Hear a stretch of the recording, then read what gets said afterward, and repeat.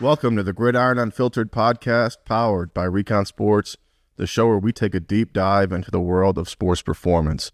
I'm your host, Danny Davis, and today's guest is someone who doesn't just talk about mental toughness and leadership, but lives it. Matt Phillips is a former Division I baseball player and a professional athlete who played overseas in Austria and is now one of the leading voices in high-performance coaching. Matt is the founder of Matt Phillips Coaching and the creator of Pro Athlete Advantage, where he's coached everyone from high school athletes to Division I standouts to MLB pros and even Fortune 500 executives. Matt's work is all about one thing: what happens between the ears. We're talking about pressure, performance, failure, identity, and the systems that help leader at every level stay sharp, focused, and ahead. Matt Phillips, welcome to the show. Danny, so excited, man. I gotta steal that intro from you. That was awesome. Heck yeah. Made me sound really good, but we're so excited to be with you and so excited we got connected and get to pour into your listeners today. Heck yeah. So I've been talking a lot to the listeners about the new era of college football and really athletes and coaches. But I think where you maybe bring a little bit of a unique lens is what's happening with athletic directors. I feel like there's maybe this invisible pressure that athletic directors maybe feel that not a lot of people talk about, especially at the college level. I mean, what do you even do from here? Your job was already hard enough 5 years ago, but now not even having a rule book with NIL, the transfer portal, legislation, staff turnover, and in the middle of all that, you're expected to maintain a culture. And, is that sustainable? So, Matt, from your experience working behind the scenes, what kind of pressures and obstacles do you see athletic directors facing, maybe at all levels? Yeah, it's one of the most challenging jobs, right? And I say that everyone's job has their challenges, has the ups and downs, dealing with change, having the difficult conversations, all those sorts of things.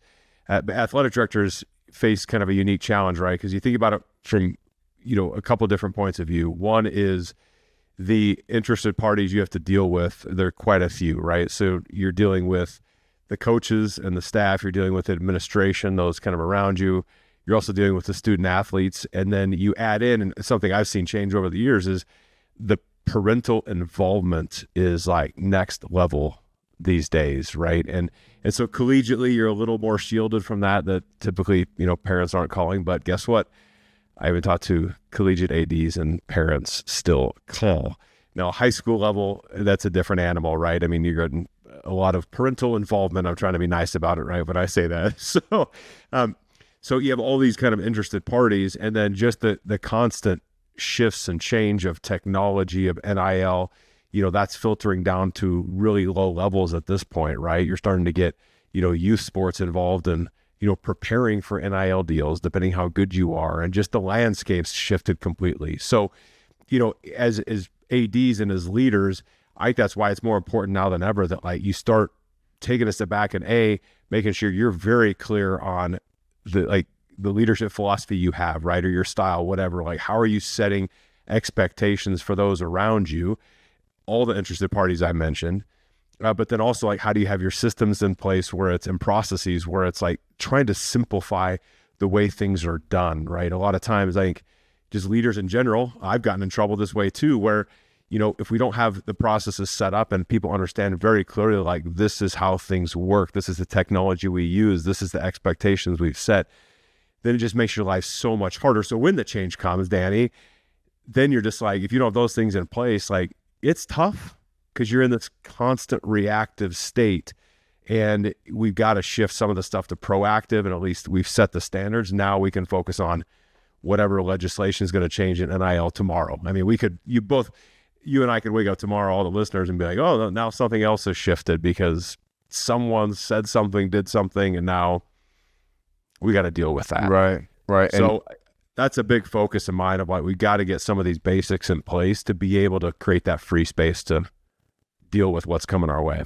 Yeah, the parents, they play a huge role, especially at the college level. The level of involvement that coaches are involving the parents to almost help the players, that's a key facet in developing and creating that culture in the team. When it comes to, athletic director success, I don't know if a lot of people can name athletic directors off the top of their head. For me, Danny White comes to the top of my mind from Tennessee, just installing excellence across the board. And you're seeing a lot of success, not just in one sport, but all sports. Are there certain traits, resources, characteristics, intangibles that some successful athletic directors have and maybe others don't? Yeah, there's a couple things, that really stick out when you ask me that question. The first is, it goes back to that statement about like setting the standards. And I think sometimes this word like culture, create a great culture within your athletic organization or athletic department, it's one of those words that people get it, but they don't, right? And people are constantly worried about, when they step into a role or step into an athletic, organization, any company, is what is about to happen, like this culture, going to make my life worse or better? Like, that's it. And so we're constantly thinking about, like, what does it look like? What am I going to see? And we should be asking those questions, right? So if I join the University of Tennessee and work for Danny, then I want to know, like, what am I getting myself into? When he walks in the room, what is he going to do? Or this other person, like, what are he or she going to do? How are they going to react? What are the standards set? And then am I seeing that play out? And that's what it goes back to, like, if leaders and athletic directors have this very clear kind of philosophical but also action-oriented like approach, then it just becomes what you do, right? You handle situations a certain way, you escalate issues a certain way, you deal with these processes a certain way. And so you can kind of take out and eliminate the noise as much as possible. So that's number one that I see, just getting very, very clear in that. And I'll tell you, I've got the athlete side of my business and I have the corporate side of my business, right? And it's all leadership, mental toughness, all these different elements. And I love asking leaders, like when I meet them for the first time, of what's your leadership philosophy or what's your leadership style? Or, I can ask it a variety of different ways. But I'm telling you, Danny, in 95% of cases, either people do not have an answer because they never thought about it before, or I get these very cliche answers. And so one of them is that I always get is like, well, I have an open door policy. And I'm like, okay, I love it. I know what you mean by that, kind of, but I'm like, we got to make something that's unique to you and then paint this picture for our people of like, when I say open door policy, this is actually what I mean. So if it's like, if my door is shut, you can walk in and interrupt and grab the phone out of my hand and hang it up, right? And I'm, yeah, good luck. Like I'm old school, like actually hanging up a phone now, right? I got to like press the end button, but it's like, we have to provide that clarity for our people. That's what the best leaders do. They're able to paint that picture so people know what they're getting and they see it like actually lay out. So that's kind of the first thing that really comes to mind. The second thing is really around the mental side, Danny. So this concept of like mental toughness or resiliency or mental strength, however you want to phrase it. But, mental strength, I think, is misunderstood, meaning like I grew up, I would have told you in the past, mental toughness was really important, but I didn't know what it meant. I didn't know how to train on it. That's not my specialty, right? But whether you're an athlete or whether you're a leader of an organization, an athletic director, like you have to understand like what it actually means. And the simplest way, we've kind of defined these 5 elements we talk about, but the simplest way I describe mental toughness is an understanding that, if your train's rolling down the tracks, right? At some point, the train's going to derail, right? It's going off the tracks. And it might be you lose your focus and get distracted. It might be your emotions get the best of you. It might be, I don't know, you're just not feeling confident today. You're not being as consistent as you need to be, right? The reality is we're human beings. These things are going to happen. So the train's going off the tracks, and then there's really 2 things, right? One is how quickly can we realize and acknowledge the train's off the track, right? And then the second thing is just answering a question. How long do you want this to be off the tracks? Like, that's it. And then how to use the tools to get back on track. So from a leadership perspective, like athletic directors having these difficult conversations, like we have to have them. They're not fun. Nobody wakes up any day being like, I gotta have a tough chat with an athlete or parent or coach or whoever. Nobody likes that. But it's how quickly can we have the conversation? How do we start from this place of confidence and pick up the train, put it back on the tracks, get it rolling again? Those 2 things, when I look at great leaders of, again, athletic directors or not, they have that ability to recognize and to do something about it in a quicker fashion. Because the days of, I have to, mental toughness to me was like, show no weakness, show no fear, never let your emotions get the best of you. Like, that's what I grew up understanding. When the reality is, you're going to have bad days. Emotions are going to get the best of you. But I'm choosing not to stay in that place for very long at all. And so that ability to work on it. And, I always say that, it's easy to tell someone to be confident, to stay focused, to be consistent, to be mentally tough. It's a whole other thing to apply and actually master the concepts. And so it's kind of those two things, that clear leadership philosophy and those processes and things like that. And then you got to start working on the mental side of it, because that's what gets in people's ways. It's what gets in my way. It's just I choose not to stay there very long. I think you mentioned the word fun a couple times there, and how you define fun can really impact your mental toughness and your mental performance. And you and I were having a great conversation the other day of just football. Has fun left the game of football? Is it still fun? Are athletes having fun anymore? And my mind immediately went back to my college football experience and my first kind of come to Jesus moment, when I realized not only is this not maybe fun, but it's not supposed to be fun. The games are fun, the crowd, the energy, the stuff you see on TV, all of that's fun, but it's a lot more transactional that I noticed at the college experience. In high school, I had a lot of fun playing football because my coaches were like father figures. They mentored me, they shaped who I was, and they're still in my life heavily today. And, when you get to college, that dynamic rapidly changes. You're not necessarily there to be mentored as a young man. You're there to produce as a young man. And it's just part of the transaction. You're literally there to almost put food on the table. And I don't think a lot of high school athletes maybe know that that's what goes on in college. And if you're in college now, looking for that if that's your fun definition is being mentored and being like having that father figure as a coach, and now you step into this world where you need to be producing and it's a transaction and it's monetized now. I think it's almost how it's being monetized and how it's being branded and commercialized.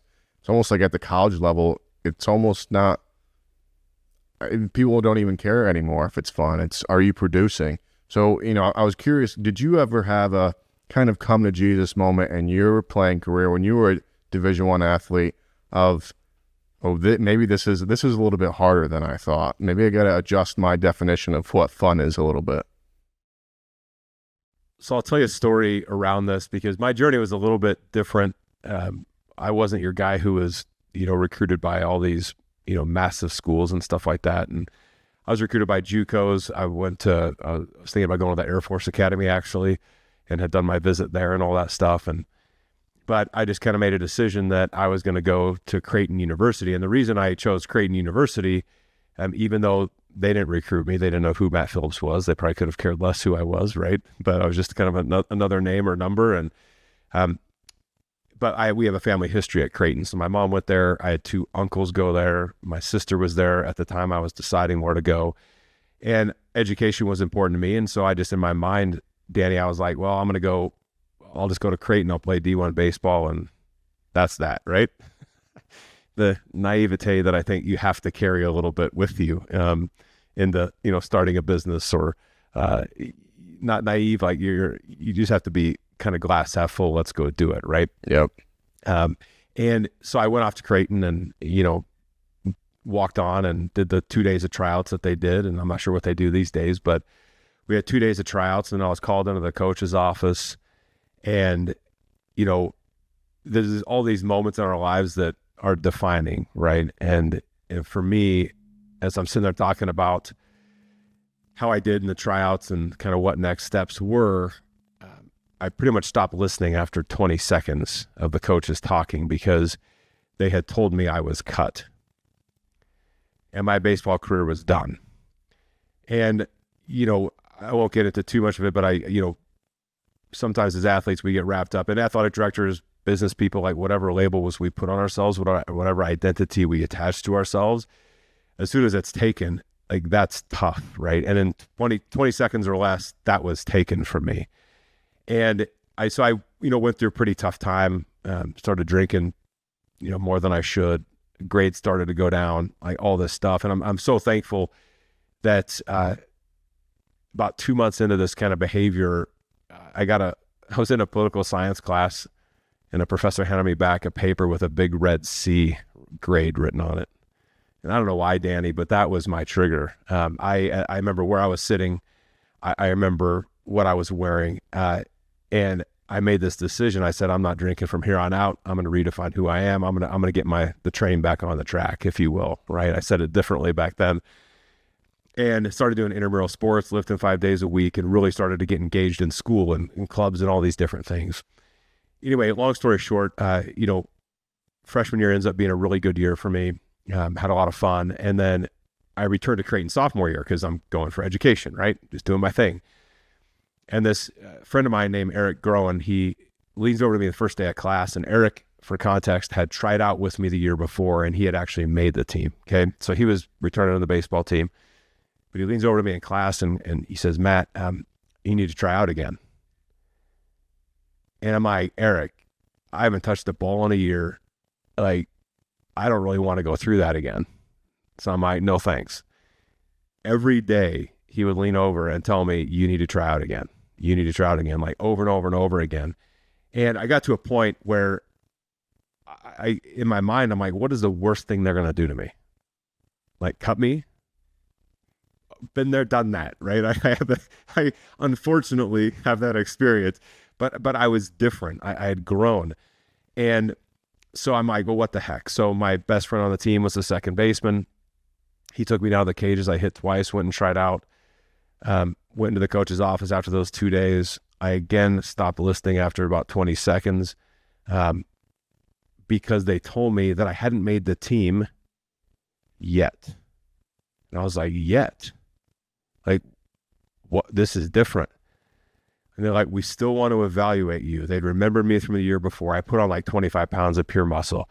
But they remember me. They're like, you're bigger. I'm like, yeah, I've been lifting a little bit. Not for the purpose of baseball, by the way, right? Just moving on with my life. I played all of fall baseball in my own gear, and they're in their Creighton gear during this evaluation process. And again, called in the coach's office, end of fall ball. And greatest moment of my life because I was awarded a full-time spot on the team. That I played for the next 3 years. That opened up that professional opportunity overseas for me. Here's the point. Two things. One, there's sometimes in life where you're not ready. And I was not ready freshman year, physically or mentally. I was not prepared for Division I baseball. It took me a year to grow, even outside the game, to prepare myself. But second thing, and back to your initial question, this concept of fun. It was my senior year. We're taking ground balls. I played third base in college. And this guy named Dan, one of my teammates, looks at me in the middle of practice and he goes, you have the whitest teeth. And I mean, this is the middle of practice. I'm like, I look at him. I'm like, okay, that's odd. Like, why would you say that?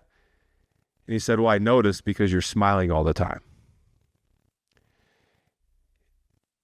The enjoyment that I had playing a sport that I love, that's fun, right? It's this joy you have inside you of like, you get to go out there and you get to practice and you get to play. And I'm not saying it's easy. That's not the point, but it's an enjoyment for what you get to do.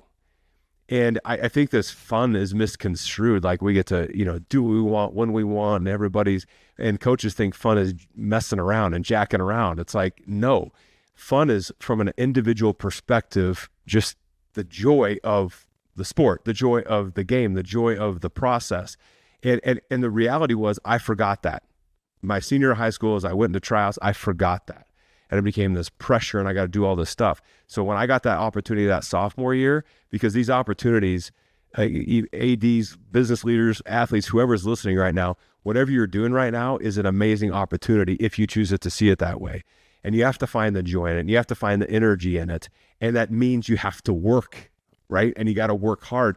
But that's what makes it all worth it. Like otherwise, it's not worth it. So one is like coaches, we got to start redefining fun, like fun at work. What does that mean? It's a joy in the process of being together, of doing this thing, of building something bigger than ourselves, right? Same thing for athletes. Like, why do you play your sport anymore? Like I ask the athletes I work with all the time, like, so what do you like about this? Why do you play? And guess what? Money ain't enough. It's not. You can have all the money in the world, and I hope you got lots of money. I hope big contracts are signed and all that sort of stuff. That's great, a great benefit of it. But like, why are you doing it? Like the misery is not worth it. So I just want athletes and business leaders, all these, just to reconnect with like, again, the love, the passion, the joy of like why you're doing it. Because there's a heck of a lot of performance. When you talk about that, Danny, performance comes from that place, right? And so anyway, I get super passionate about this stuff, but I believe NIL, big contracts in the major leagues or NBA or NFL, whatever it is, you have to reconnect with it. And, I've got, I talked too about, I've got an interview series where I interview Olympians, pro athletes, pro and college coaches, right? The theme that is within all of those interviews is they have this fun factor, if you will, right? They have a joy about what they get to do. And I talk about like, Jason Terry for, name, he played, Jet is his nickname. He played 19 years in the NBA. 19 years. That's a long time.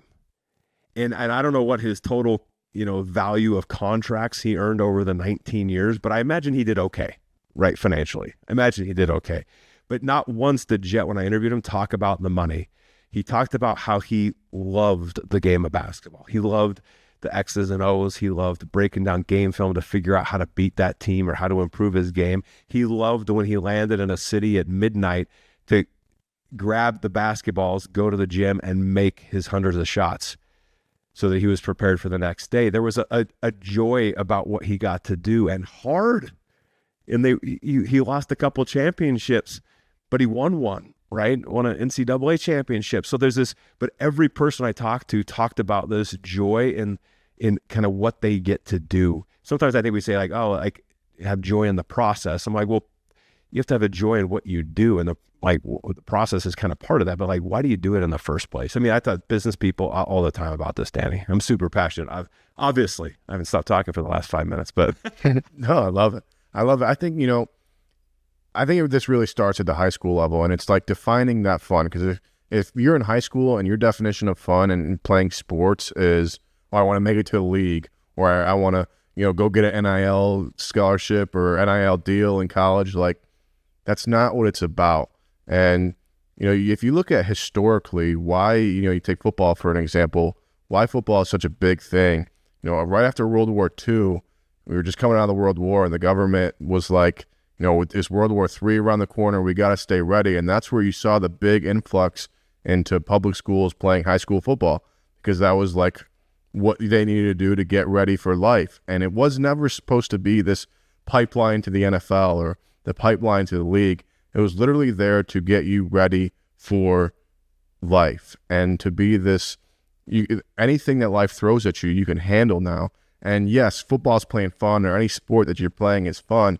But when you really look at it as a process thing, as a like a development thing, like this is going to be with me for the rest of my life. These bonds, the guys I'm on this field with right now, this is a once in a lifetime thing. This isn't about the pros. This isn't about stats. This is about just life right now, and that's what's fun. So I think, and it's tough because now you like kind of teeter this line of, as an athlete, hey, you can't go to the next level. It's like everyone has dreams of going to the next level. How do you maybe find that balance between reality of maybe you can't, like the difficulty of getting to the next level, and making sure that you maybe don't crush their dreams, but they're still getting, like, how do you find that balance of not crushing dreams and like still keeping it fun? Yeah, it's tough, right? Because I mean, I'm sure everybody listening had a dream of something, maybe I don't know, doctor, whatever. But I want to be a professional athlete or whatever, right? We all have those dreams, and there is that fine balance, right? The way I look at it is, when I talk to athletes, of like my job when I work with athletes or business leaders, right, is like my job is to optimize your performance. And so how do we look at your day, look at your mindset, like dive into some of these things so that we can optimize the performance. Because when we're doing the little things consistently, right, working on ourselves, that tends to open the next level to us, right? So there is reality where you have to talk to people and say, what's the likelihood that I get to the NFL? And they might say, well, it's going to be a tough road, right? And you got to improve here, here, and here. Well, first of all, we have to be willing to hear some of that feedback. And we have to be willing to ask, which is the harder part, by the way, asking for feedback. But we have to ask it. I used to avoid that like the plague, right? Because sometimes, be careful the questions you ask, because you might not get the answer you want. But the answer you maybe don't want, and if it shows up, well, guess what? You can do something about it. You can work on it. You can develop. You can grow. It doesn't guarantee anything, success, but at least you can walk away knowing that like you did everything in your power to position yourself to be successful. I mean, I run a business now, right? I mean, I can't guarantee that somebody's going to buy what I do. I have no idea. My job is to figure out, how do I set up the best system, right, to help people perform at their peak, remove these roadblocks.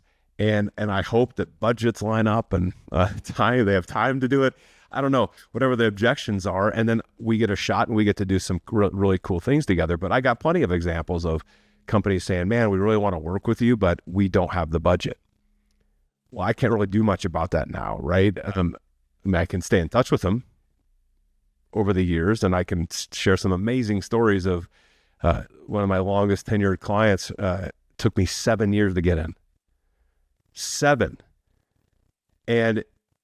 But it's just keeping going because I can control that. So we have to, as coaches too, I think it's like, well, this is going to be a tough road. That bit of feedback, or like, be realistic. That's not very helpful. It's like, we have to be willing to say, well, what does that mean? Like, where can I develop? Where can I grow? What do I need to work on? And that's where I think that balance comes in, Danny, of, I think you have to be a little bit naive of like, I can make it and we can do it, but it all comes down to the action you're willing to take and the feedback you're willing to get. Yeah. I think a big part of it too is how you're defining fun, but also how you're defining failure. And there's this false belief that failure means like the end of the road or you're done, but the only real failure happens when you actually quit. If you're still trying, testing, evolving, you're not failing, you're learning. And one of my favorite examples that I always lean back to is Thomas Edison. And every time he built a light bulb, I like to think in my mind, he was relieved because now he figured out another way on how not to do it. Failure and fun, if you kind of maybe got to be a little bit crazy for this, but they almost go hand in hand, because there's a certain pride in learning what doesn't work, because that's where the growth happens. And that just means you're one step closer to figuring out what does actually work. And I think that it really does. Now that all boils down to the self-talk. When you are failing, what's that internal voice saying in your head? Is it, hey, I'm one step closer to succeeding, or it's stopping you, or it's blinding you, or if it's causing all of this now self-harm or this cease of action?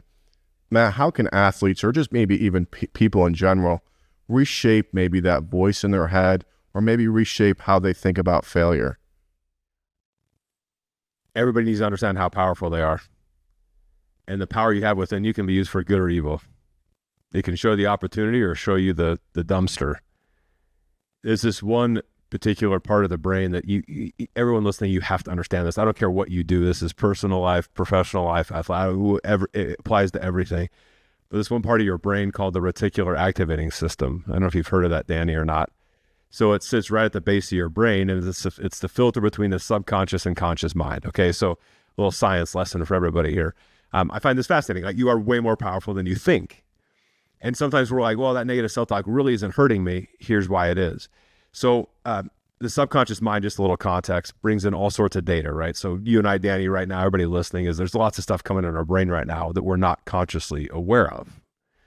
So if you look at the data, that subconscious mind brings in about 40 million bits of data per second, okay? So for context, that may be a little, and maybe a lot, I don't know, right? But the conscious mind, what we're actively focused on, so Danny, you and I right now are focused on each other. the listeners are focused, either watching this or listening to this, like you're consciously focused on us too. Well, the conscious mind can handle 40 bits of data per second. So 40 million to 40, I think everyone would agree that's a pretty significant gap, right? But it kind of, so ask the question, what does the conscious mind know what to focus on? Well, it's governed by two things. So one is where you choose to put your focus, like your intention, right? The second thing is what you believe to be true, your belief systems, okay? So I always share these two examples.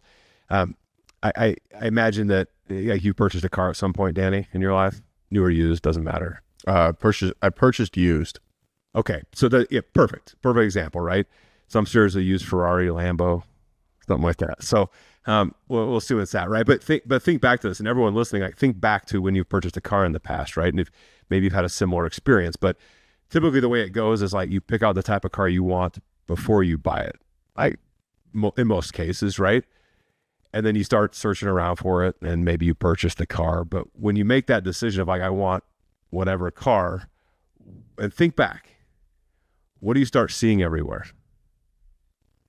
The car, right? And I've had this experience. Like all of a sudden you're like, my gosh, there's another one, there's another one, there's another one. And all of a sudden you're picking out colors on the road, right? Of which color you want, design. And when you think about it, it's not like God all of a sudden like said, oh, Danny's thinking of this car, like open the garage doors in the area and let them out so he sees them. They were there the whole time.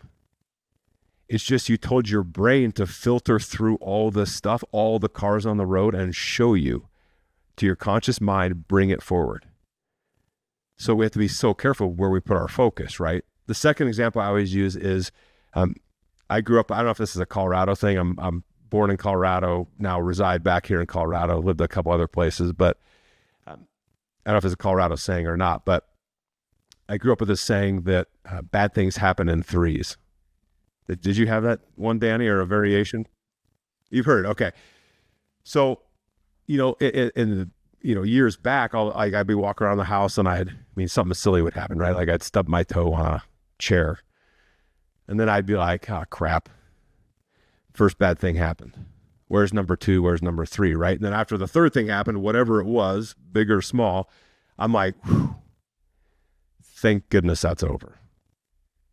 But it kind of begs the question, why don't bad things happen in 6, 7s? Pick a number. Because that's not the belief. If the belief was bad things happen in 6s, sure enough, 4, 5, and 6 are going to show up because the RAS is going to filter through all the subconscious and be like, oh yeah. Yeah, do you remember how you ripped your shirt the other day? Yeah, that's number 5. And then it's going to find something else, right? And then it'll stop. So the point is, like when we look at like that self-talk, it's more powerful than we think.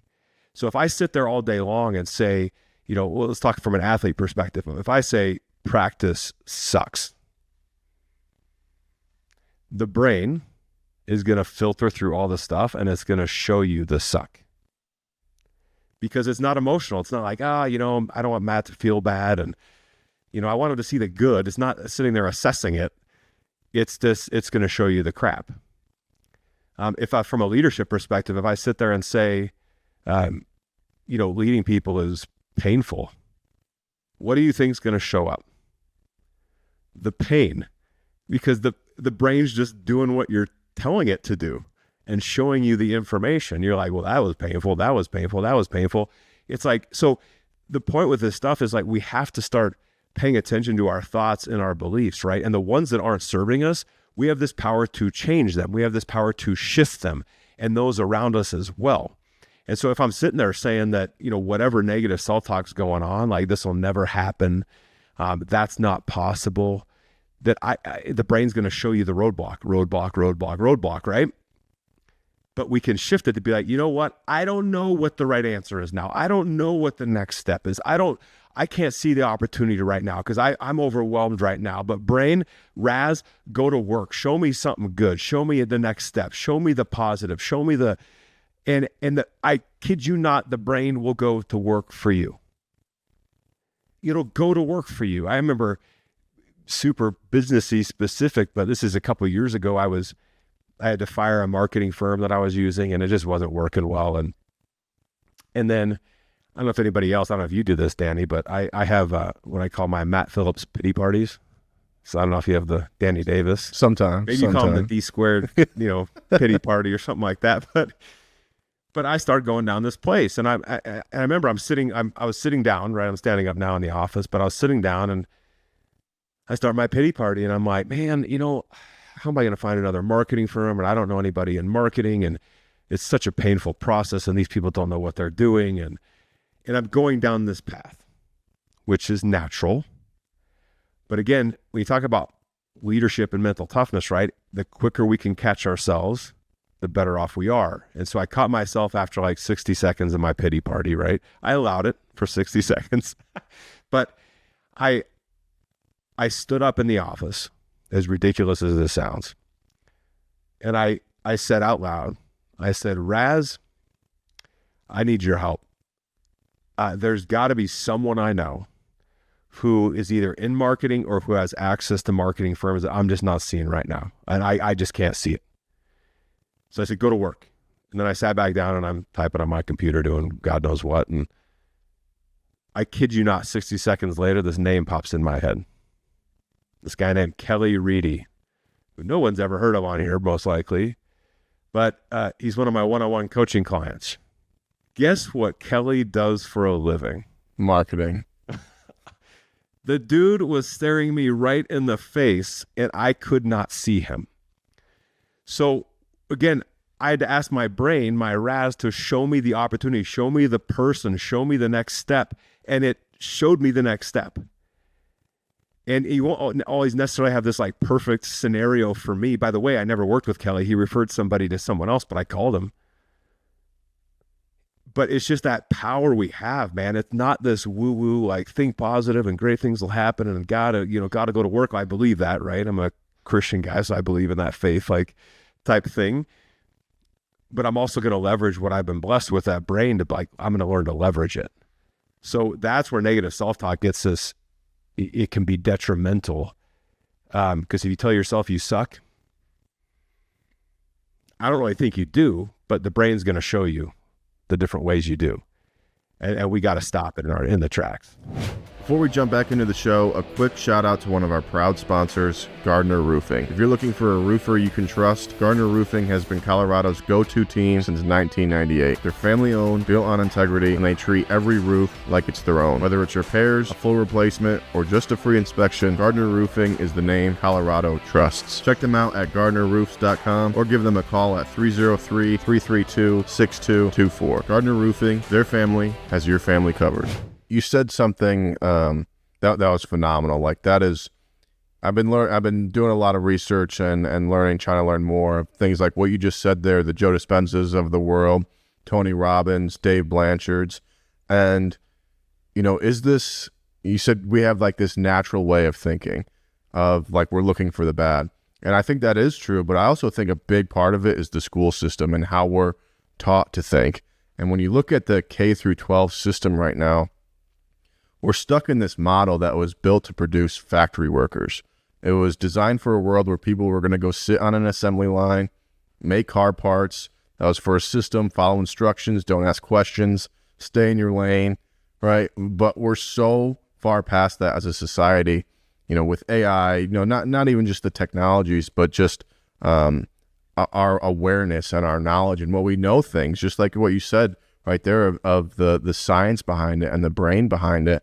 And, when you put key principles like this together on how to solve problems, how to lead, we're not just teaching, we need to teach them to be lifelong learners.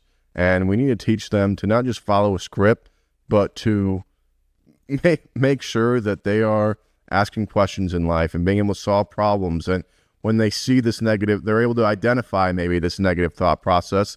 And then, where can I go figure out how to learn? Where can I go find a teaching? Where can I go find the Matt Phillipses of the world to help me through this? So what would be, if you could change anything right now in the K through 12, like what would be your advice on what we need to do to change, this next generation of thinking to maybe make what you just said there common knowledge, to make it not so just natural that we're not like that, but we're teaching people that, hey, this is what you need to be thinking. This is what we're teaching you. This is how you go and actually live and enjoy life? I think it starts a couple of things. My initial thought when you were asking me that question was it starts with parents. I think and my wife's a school teacher, by the way. My mom was a teacher in high school. And so I think we've put so much pressure on teachers to like educate our kids. And I'm like, that's fine. That's great. That's what they're paid for. Not very well, by the way, but that's their job they've taken on, but that's not their job. And maybe that sounds weird saying it or hearing that, but they're a part of the process. But as parents, I think it starts with us of like, are we creating a household where we're garnering that curiosity within our children, right? And not giving them the answers, but asking more questions of them, right? Of like, well, what do you think about this? And how would you go about solving this? And the power in questions that we could ask as parents, it starts with us. Like our kids are modeling us. And again, there's no perfection sitting on this side of the screen right now at all. But it's like, it starts at home. And we're putting too much pressure on these teachers. Like, well, they're not educating my kids. Well, that's not, I mean, I get it's their job, but come on. Like ownership starts with you as a parent. So maybe that's a little controversial, but I think we need to take a step back as parents and shift our perspective first and foremost. And then when we're from a teacher perspective, I think if it starts with the parents, then that makes the jobs of the teachers pretty darn like much, much better, right? Because like with every industry, I believe they're kind of stuck in this compliance function, right? Of, don't anger a parent, otherwise we're going to get this complaint, and then we got to go through the compliance function to deal with that complaint and all this sort of stuff, which complaints are necessary, but it's like that allows these teachers then to reinstill like the possibility in life. And then we have to be curious about doing it. Now, there are some things that are like a math problem we can approach a certain way, right? But my wife, we had the opportunity to live in Switzerland for 3 years back when I was at a corporate job. And my wife taught at one of the international schools. And I thought this was really interesting. And again, different curriculums, things like that. But back to this curious mindset. So the US way of teaching is typically like, here's a long division problem. Step 1 is this, step 2 is this, step 3 is this. And you repeat that step until you get to the answer, correct? In Europe, there's the IB programs, like International Baccalaureate. So there's some different curriculums, right? And so at one of these IB schools, they would take the same problem. They'd say, here's the long division problem. They take a step back and they ask the class, how would you go about solving this? Because the reality is there's probably 5 different ways to get to the same result. Now, I'm not smart enough in math to figure out what those 5 ways are, right, Danny? But, and it could be like this way in the US that resonates with me. It makes most sense, but it's just leading with this curiosity of like, well, what do you think? And what can you create out of this? And I think getting back to that is, and there's like IB programs in the States, and again, listeners outside the US, you're probably familiar with this, but it's just, again, engaging and these students with this, just be curious, ask questions. Even if you're in a subject that you hate and you think is stupid, just be curious, like understand the game, because there's something to learn in the philosophy class, right? Sorry to insult philosophy majors and things like that, but I went through a couple of philosophy classes. I'm like, why am I in here? Why am I talking about this? You can learn to ask a lot of questions in philosophy classes, right? And so it's that curiosity. So that's where I think if we can empower teachers to do some more of that and get out of compliance, we're going to be in a good spot, because reality is some teachers, coaches, business people are going to just stomp all over our dreams, right? And be like, well, that's not possible. Well, that goes back to like my self-talk of like, well, I do believe it's possible, and here's the actions I'm going to take, and I'm going to surround myself with great people to figure this thing out. And if it happens, great, but at least I'm going to lay my head down one day and be like, I did everything I could to position myself to be successful. That's a good life, right? But so hopefully that answers your questions, but end of the day, it starts with parents in my mind. I think that there's this false belief that learning only happens maybe at K through 12, or only happens in the classroom, and not when you're at home as a kid with the parents, or now when you're outside of school. And it's, you graduate high school, you graduate college, and it's like, boom, Now you're done. You go to work, you follow a routine, you just coast. But if you want to lead and grow and succeed, you have got to be learning for life. Like, that is where the real edge comes into play, is what you're learning outside of high school, outside of college. And when I started Recon Sports, I had no clue what I was doing. And they didn't teach this business stuff in school. Even the product I was making didn't even teach you. No idea. I was still at the Army at the time. And one of the first things that I did was I hired a business coach. And I probably, over the first few years, invested around $40,000. I wasn't just lying around, but I took my Army paycheck, saved it, and I was investing, into my future, into me, into what I wanted to become. And, even now I'm still learning. And, said the Joe Dispenza, the Tony Robbins, AI, automation, like, there's this, you have to be a lifelong learner and always be looking for these things. If someone doesn't have that and they're stuck in this, I'm not in school anymore, I don't have to learn, or that mindset, what can they do to maybe get out of that? Two things. One, I would make sure you're clear on what you want. Meaning, like, what's the vision for the job, for kind of life, stuff like that, right? What do you want? Because I think that's where it starts, right? If I want to have a great marriage, I got to define, like, what is a great marriage? Like, and do I want that, right? Because then the actions and learning will align to get you that result. So I think that's where it starts, right? And the second thing then is, how do you identify the resources to go learn? I mean, sometimes we don't want to learn or get feedback or something like that because there's that fear inside us, right? And I felt it, and again, I feel it probably every day, where I don't want to fail. I don't want people to think less of me, like all those sorts of things, right? Which again is a natural thing. But if we shift that perspective to, I'm going to launch this program or do this thing or try this new process or whatever, right? Or take this action, and I'm going to test it and I'm going to learn from it and grow with it, even if I look silly doing it, then you're more apt to take the next action. And two stories come to mind. One, so I've golfed a little bit, growing up, and people used to not make fun of me, but whenever they'd watch me swing a golf club, they're like, "Oh, you played baseball," right? And because the swing is, I'm twisting the back, squishing the bug in the back toe and all that stuff, and doing all this stuff. And so about a year ago, one of my friends, he's a golf professional, he started teaching me the mechanics of the golf swing, like a proper golf swing. And I've been working really hard at, like, reworking my swing to be more of a proper golf swing, right? Because I just wanted to get a little bit better. Well, there's ups and downs, balls going left and right as you're trying to rework some of this thing, the grip, everything about it. And it was uncomfortable. And I could tell people were looking like, what is this dude doing? Like, the balls are going everywhere. But I was so locked in on, like, I just want to improve, and I'm curious about this. And he told me about the golf swing, and I had no idea that the swing was, the plane and all this stuff was supposed to go this way. And so I've become fascinated by it. Well, I bought this tool the other day. I just got it like 2 days ago. And you kind of put it in between your forearms, and it's supposed to, like, keep your, I know what you're talking about. Your forearms together and all this sort of stuff. And so I approved it with my golf friend, because I'm like, is this like a scam or whatever? But I'm like, so he's like, no, it's actually a good little tool. So I bought it anyway. But I was at the range yesterday with it, and I was thinking to myself, these people, I kept dropping it.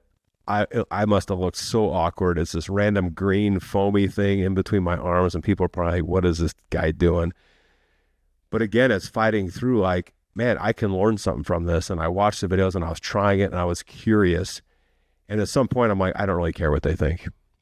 And because I'm just genuinely, I want to learn and grow. And there has to be that separation at some point, right? Of me telling my Raz even, like, hey, show me the progress I'm making with this thing, not focused on, like, what are other people thinking about me and saying about me right now, right? I can trigger my Raz differently. So it's that vision, it's just that curiosity and going after it. And then, the other thing that you reminded me of, I had a conversation yesterday with a friend of mine who I was in a mastermind group with for a couple of years.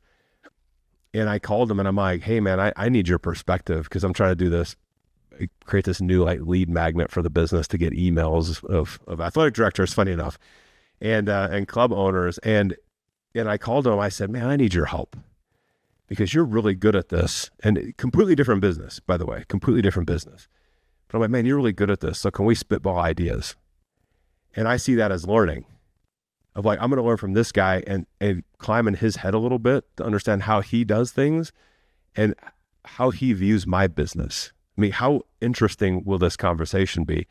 And it ended up being amazing. And he gave me like 2 or 3 ideas that I'm like mind blown. I'm like, I got to go do this based on just asking questions of someone who has nothing to do with my business, but is really good at what he does in his business. Mind blown, 2 or 3 ideas. So it's again, that fear of like, well, I should be able to figure this out as a business owner. I should be able to figure this out as an AD. I should be able to figure this out as an athlete. Maybe, but if I can accelerate my growth with somebody like you, Danny, and the data that you bring, or talking to this coach, or talking to another leader, or talking to a business coach, or leadership, whatever, if I can accelerate that, that's something I've learned of like, that's not a weakness, that's a strength, because the quicker I get to that person, the quicker I have the perspective and have the idea, and the quicker I'm able to execute. It's not easy, but boy, does it help kind of jumpstart the whole process. That's right. And it gets you there that much faster. And you can probably figure it out. Speed is a big thing. And, one of my favorite quotes from Tony Robbins is, success leaves clues. Like, go follow success, and it has clues. You don't have to reinvent the wheel. Go invest into coaching. Go invest into experts and courses. YouTube is great. I used to live by YouTube. It's great. There's also something about having that one-on-one. And folks, if you're looking for some clues out there, this is a great point, or a great place to look at what Matt has going on right now. Matt, where could people find what you're doing at? I know you have the Momentum Journal and things like that. Where could people find either you on the business side or on the sports side?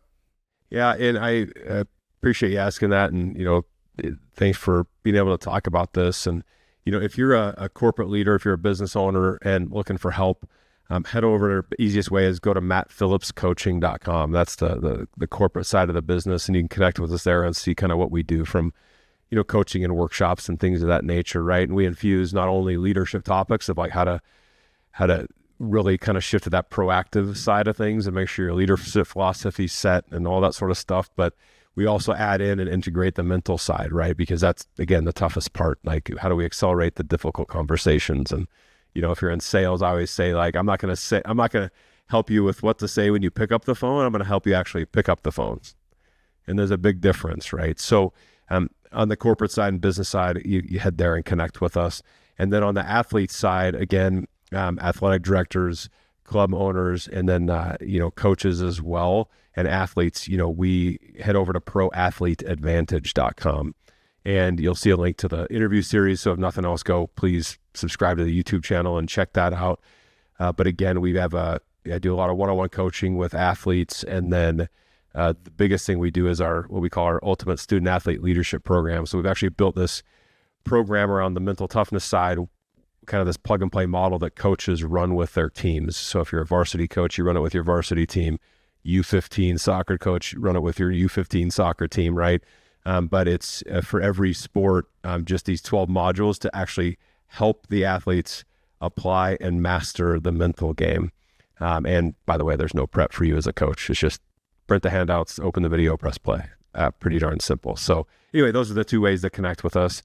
Obviously, like Instagram, Pro Athlete Advantage. I'm a big LinkedIn guy too. So go to LinkedIn, and if you search Matt Phillips 15, Matt Phillips 15, I love that too. So phenomenal. Well, Matt, this has been a great conversation. I love having conversations like this where we're talking about life. It's all about sports, and the show's about sports, and we're relating it back to sports. But this is all about really life performance and your lifelong learning and your lifelong fun and your lifelong failures, because they're gonna come. They're gonna come fast, frequent, often, and if you're looking for them, they're gonna come that much more. How can you maybe not look for them? This was a great advice, great starting point. Matt, is there anything else that you want to leave our fans with? The last thing I'll say, the greatest stories come from failures. because typically it's turning a failure into a triumph. That's right. So use the power, leverage the people around you, and go have some fun. My gosh, find some joy in your day today, would you? Let's go. Write down 2 things you like about it. Let's go. Let's go. That's awesome. Folks, thanks for watching. That's it for this episode. Make sure you subscribe to the Fan Day Nation so you don't miss out on future episodes. Thanks for watching, and we'll see you next time.